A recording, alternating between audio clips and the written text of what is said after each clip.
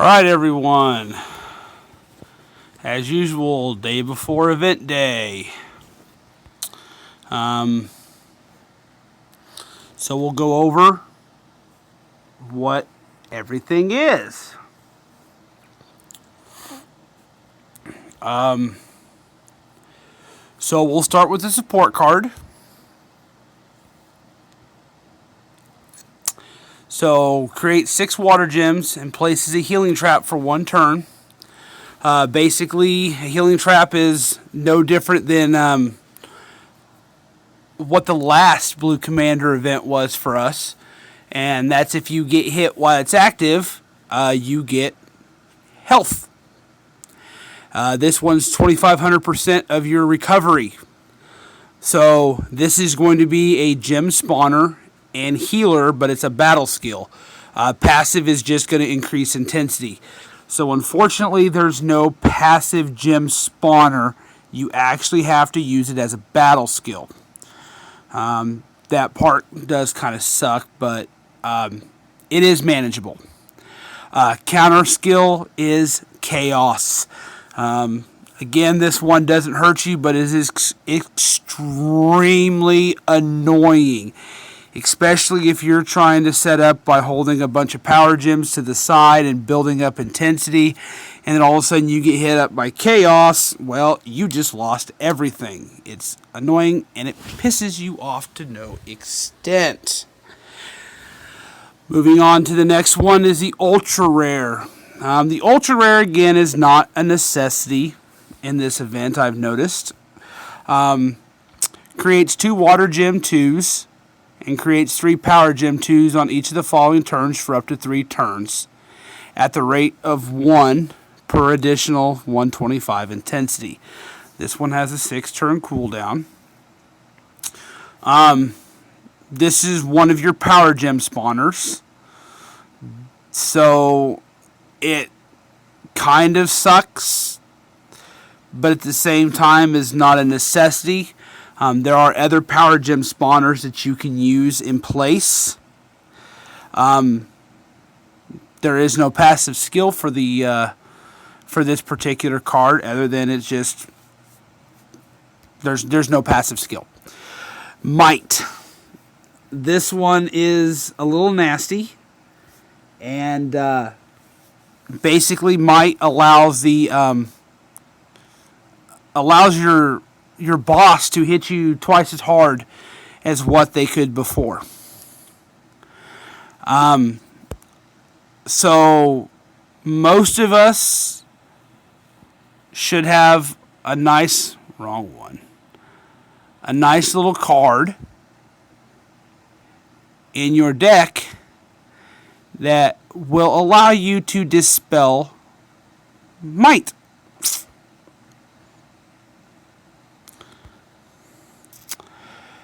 So, your options are Key to Frostbow, which, if you want to keep the commander part of it going, go for it.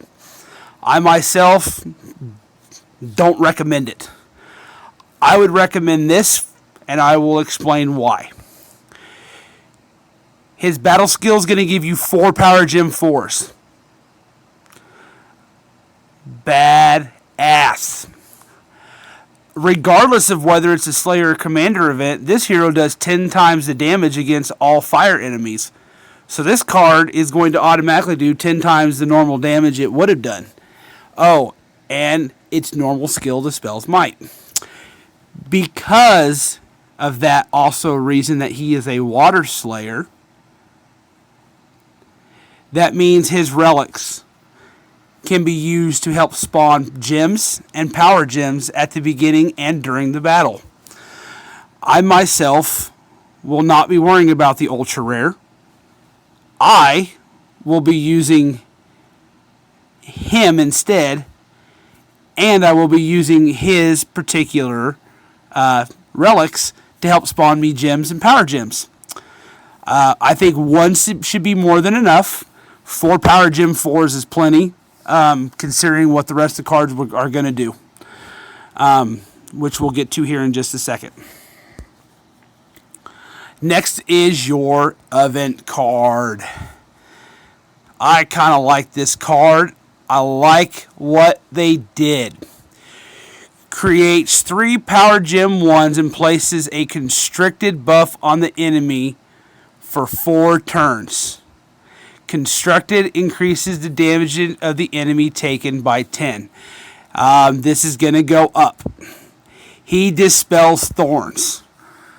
Thorns is one ugly, nasty buff. Your only defense is if they cast Thorns is don't hit the enemy. Because if you hit the enemy, it is a percentage of your health. You might survive 1-2 turns, and that's it. You're not going to survive very long. Sorry. You're not going to survive very long with Thorns casted. It isn't going to happen.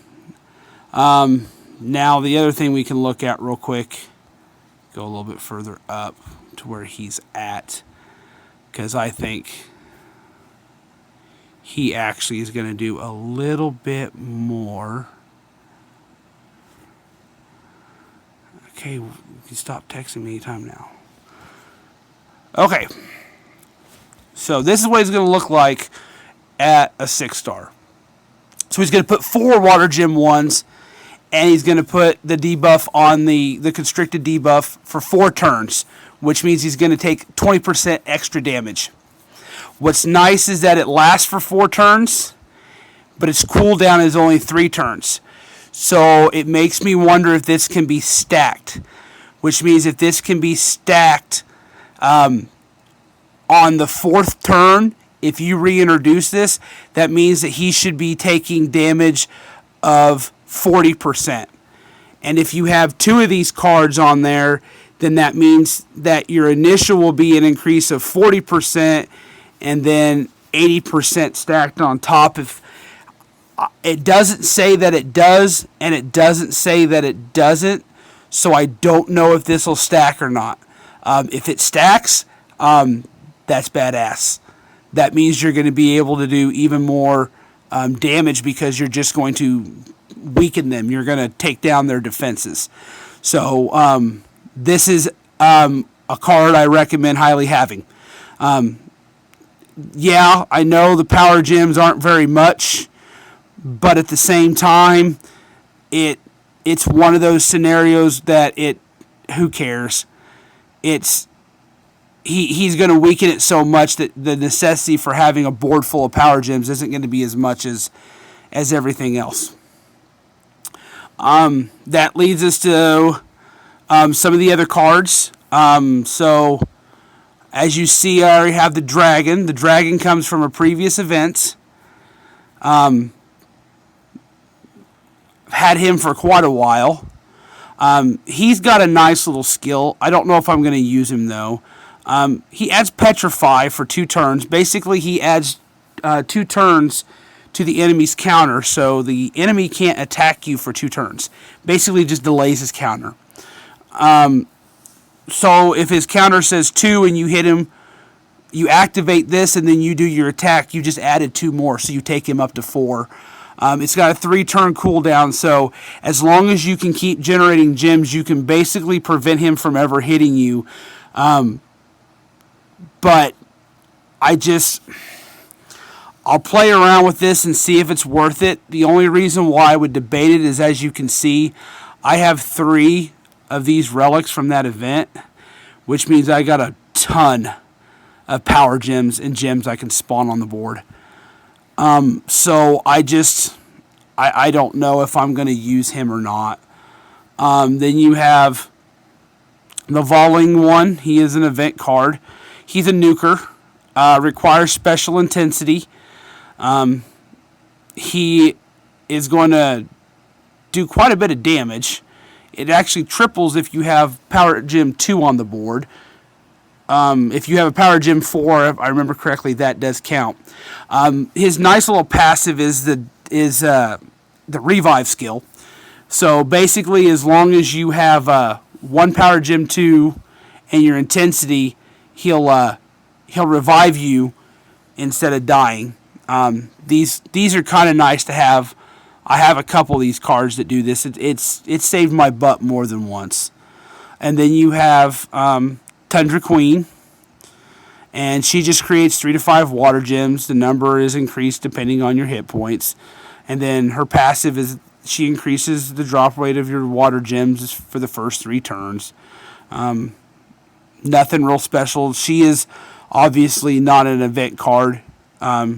She is a support card.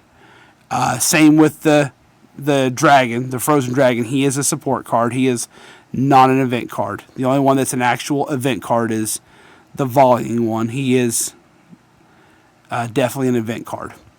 And then we get up to our master card. So, wrong one. Our master card is very similar to our blue Slayer card, as creates a 6 water gem, power gem force at a rate of 2 plus 1 per additional 75 water commander intensity. So as your intensity increases, so does the amount of power gems that they can create. So you have to have a total of 300 for this card to put 6 power gem 4s on the board.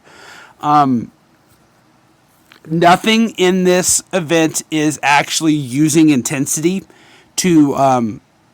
It's not consuming intensity, so that is a little different.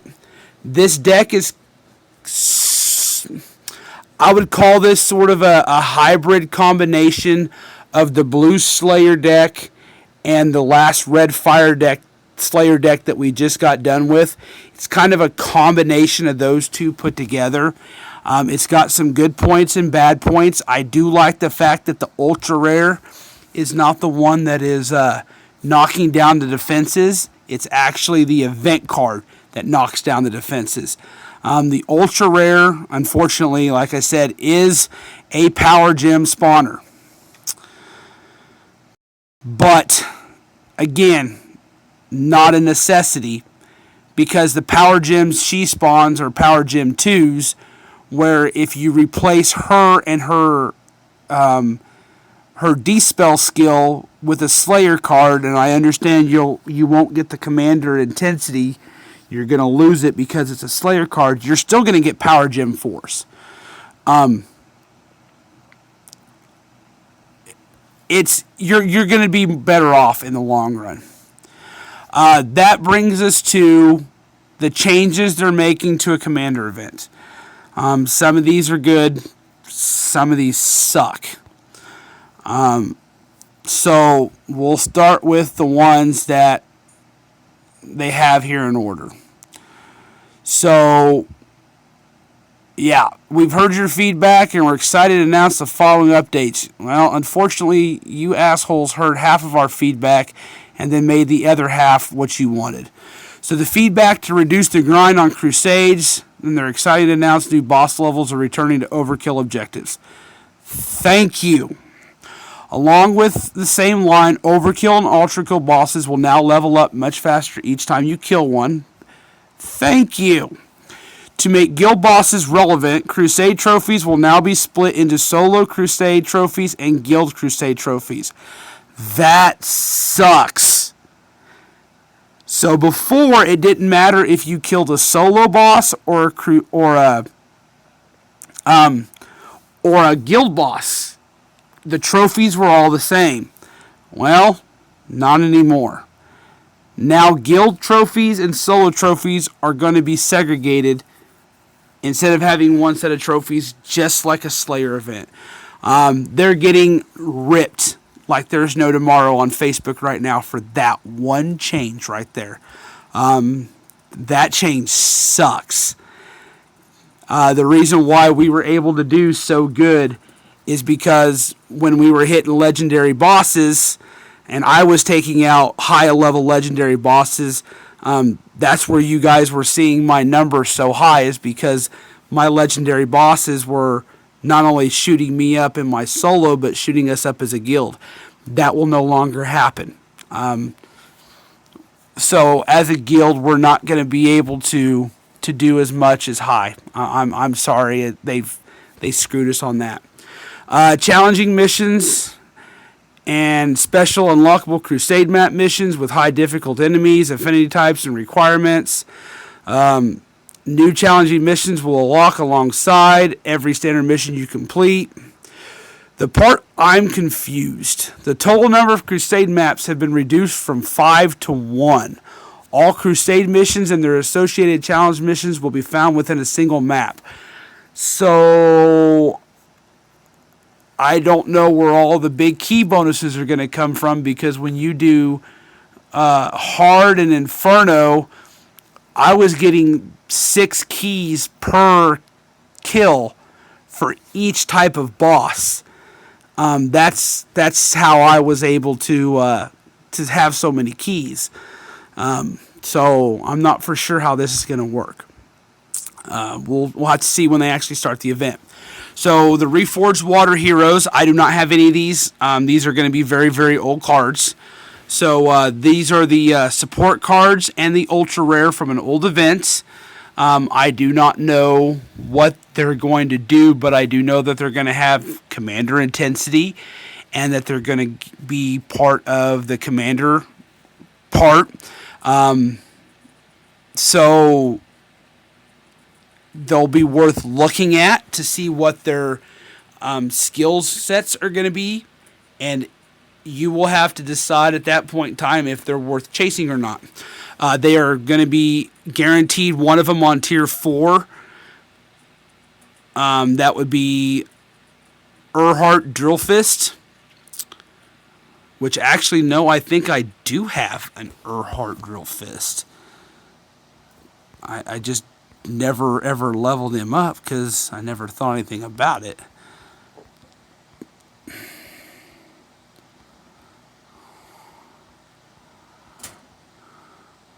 Yeah, I do. Right here he is. So here's one of the cards that's going to be reforged. So he attacks for 150% of attack. If the target is fire, he attacks again for 250. Counters zombie. Be interested to see how they're going to reforge him. He is a support card, so I do not know if he's going to be worth it or not. I also don't know what all is going to be required for reforging, as this is the first time I've ever seen one or had one that I could reforge. And then overclocked Earnhardt is obviously the ultra rare, and so he will be available on tier 7. So he's going to be pricey.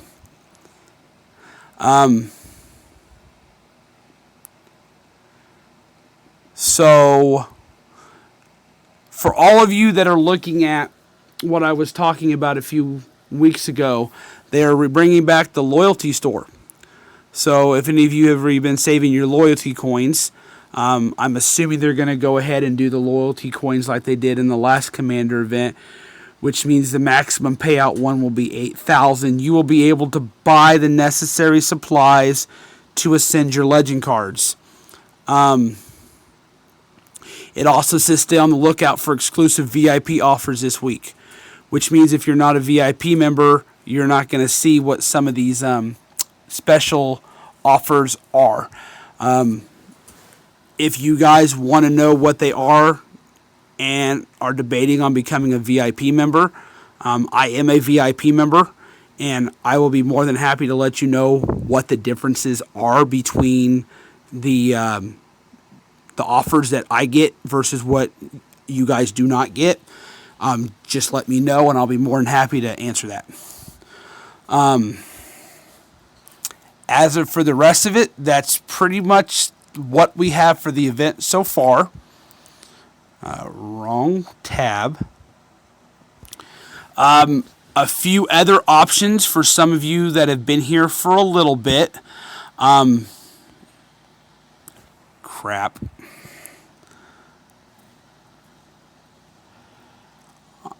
going to swap something out real quick.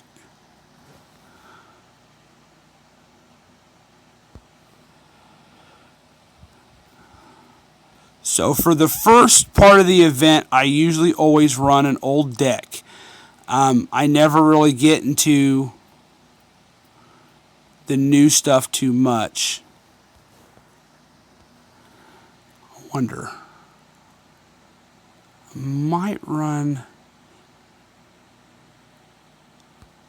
him. The reason why is because he auto heals.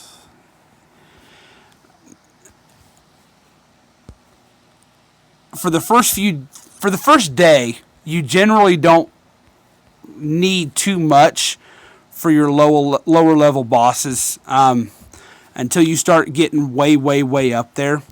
So this is the old deck. If any of you have these cards, I highly recommend contemplating on using them. This is the support card from that deck. So each time this hero attacks, she's going to create 5 water gems plus 1 additional water gem if resilience activated. That's part of the ultra rare, which I'll show you if any of you have it. Her nice battle skill is she becomes immune to damage for 1 turn. If she's hit, she'll heal you for 5% recovery per 5 human intensity. Now, she helps intensify human intensity. She increases human intensity by 5 every time she attacks. That's why there's 2 of them on this deck. So, if you have quick draw, this is the ultra rare. She's the one that offers the resilient. So you become immune to damage for 1 turn. If you hit, you heal for 5% per 2 human intensity. And if you attack while immune, you become resilient, gaining 25% damage reduction for 3 turns. Now that resilient has more effects. Once you become resilient, it affects the entire team. So not only do you gain 25% damage reduction, but these 2 will start producing more gems. Not to mention this guy, who will every 3 turns create 4 water gem 1s, and if you're resilient, they increase to water gem 2s or power gem 2s. And then the collection card, the master card, which he does the same thing. He creates 6 power gem 1s, and if you're resilient, then they can turn into power gem 2s. So it's just wiser for you to have a full deck. This is back when the ultra rare was pretty much required. But her passive skill is what's really cool, is that she creates 3 water gem 2s and 2 power gem 4s. So she's another one that you can seriously contemplate on using, because she's going to constantly put power gems on your board for you. And she will give you commander intensity, because she is a commander. And she will allow you to use the blue relic that's for her commander event. If you don't want to use her every 3 turns, these 2, Dynamite Dougal and Iron Spine's Night Horse, every 3 turns, puts power gems on your board. So if any of you guys have any of these cards, I would recommend seriously contemplate putting these cards on your team in some way, shape, or fashion, because they all passively, in some way, shape, or form, produce power gems and water gems. And so they're going to keep you constantly attacking. 3 of them are going to heal you.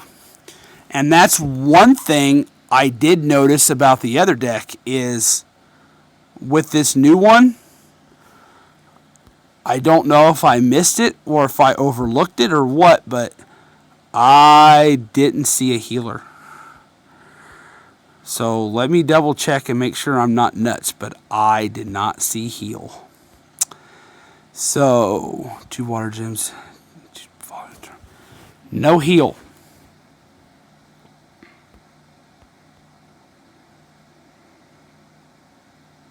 Oh, sorry. Yep. That one heals. Okay, so I'm partially nuts and crazy. I'll admit I'm somewhat psychotic. So you do have a healer. So if you don't need the heal part, then just use them for gem spawn and power gem spawn. If you'd rather every 3 turns just put a butt ton of power gems on the board, use one of the other 2. If you guys have the cards, use them. That's what they're there for. I mean, I absolutely love the fact that they are almost forcing you and requiring you to use old cards to make these new style decks work. And I'm loving it. So if you guys have some of these old cards, please, by all means, use them to your advantage. And if you guys have any questions at all, by all means, feel free to ask. I will answer anything I can, all right? You guys all have a great night. Sorry for the late video. Got off real late, but there it is.